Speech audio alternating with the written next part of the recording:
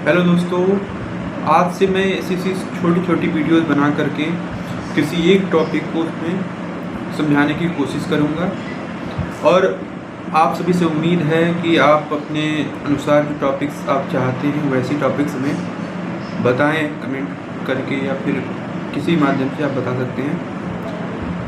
तो सबसे पहले हम लोग अर्थ क्रिया सिद्धांत पर बात कर रहे थे। अर्थ क्रिया सिद्धांत क्या है और अर्थ क्रिया सिद्धांत को मानने वाले विचारक कौन से हैं, ये सब सारी बातें हम लोग जो है कि आज की इस वीडियो में डिस्कस करेंगे।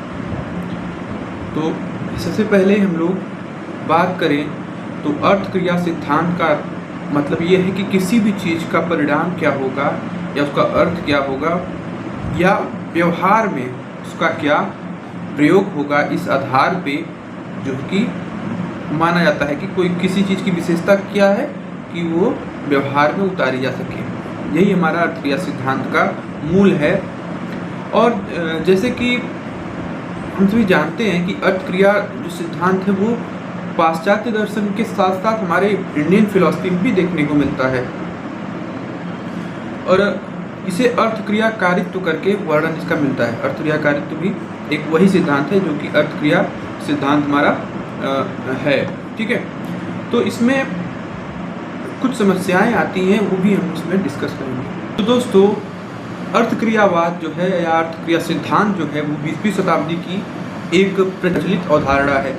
ठीक है, ये कॉन्सेप्ट है, ये जो है कि कहता है कि किसी भी चीज़ का उपयोग के आधार पर या उसके परिणाम के आधार पर, जो व्यवहारिक उसके जो परिणाम होते हैं उसके आधार पर उसकी विशिष्टता को माना जाता है। तो पैपनी नाम के एक दार्शनिक हुए।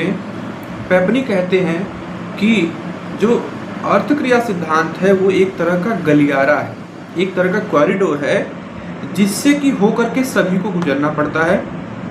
और गलियारा, ये कैसा गलियारा है?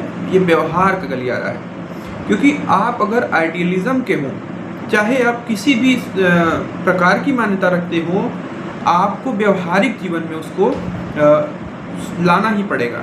जैसे कि हम लोग अपने जीवन के कार्यों को करने के लिए कई तरह के उपक्रम करते हैं, प्रयत्न करते हैं, वो सभी क्या है? व्यवहारिक स्तर पर होती है। तो दोस्तों, पैपनी के अनुसार जो है कि ये कॉरिडोर कई कमरों में खुलता है। मतलब कहने का ये है कि चाहे आप प्रत्ययवादी हो, चाहे आप वस्तुवादी हो या संशयवादी हो, आप किसी भी तरह के विचार रखते हो, रियल लाइफ में आपको उसको व्यवहार में लाना ही पड़ेगा, कोई भी सिद्धांत हो। तो व्यवहार का गलियारा या व्यवहारिकता